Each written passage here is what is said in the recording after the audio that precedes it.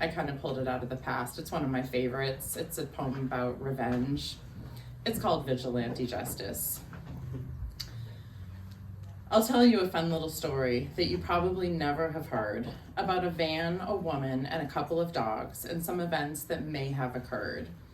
I was working at the front desk of an Oregon Coast hotel. I was young, in my mid-20s. Life back then was pretty swell.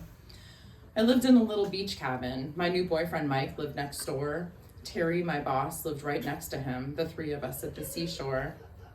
Terry asked if I've seen a woman driving a van being chased by two dogs one day. They followed off leash and she honked the horn. The dogs jumped in and they drove away.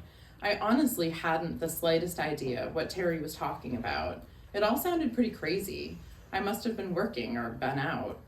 Terry was obviously quite frustrated. She said to me, "What the fuck? I can't avoid stepping in dog shit every time I walk out to my truck."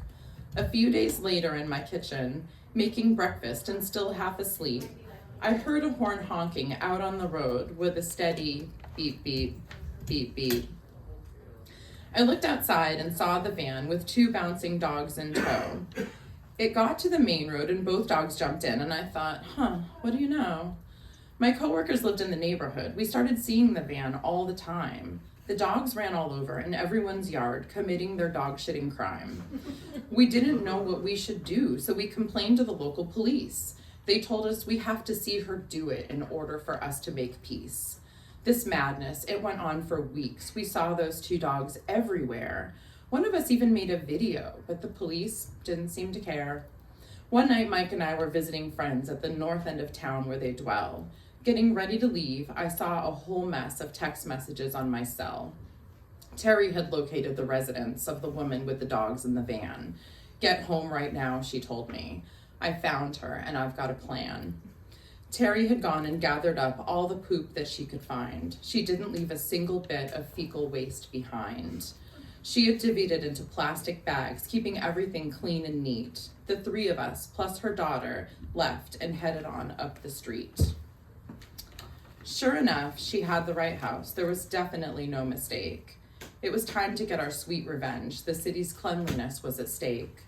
Terry, her daughter, and I went to town while Mike stood by watching for cars. We quietly went to work on her van in the darkness there under the stars. We smeared that shit all over her van, and we did our job with pride. Under the door handles, all over the mirrors, the windows, and all down the side. When we were done, we walked back home, and I slept great that night. I knew that we had finally settled this vicious dog shit fight. The next day at work, we had a visit from a friendly police officer man. A woman had come to the station complaining about dog shit all over her van. The police told her the neighborhood didn't appreciate her mess, and this is what would happen if her dogs caused people stress. The officer knowingly smiled at me as he dropped his subtle hints. He added that luckily the police don't check dog feces for fingerprints. Life quickly returned to normal. We never saw her again after that. The grass was green as far as I could see from my nice clean welcome mat. When it comes to bad dog owners, you're going to have to trust us. The best way to handle these situations is good old vigilante justice. That's it. Yeah.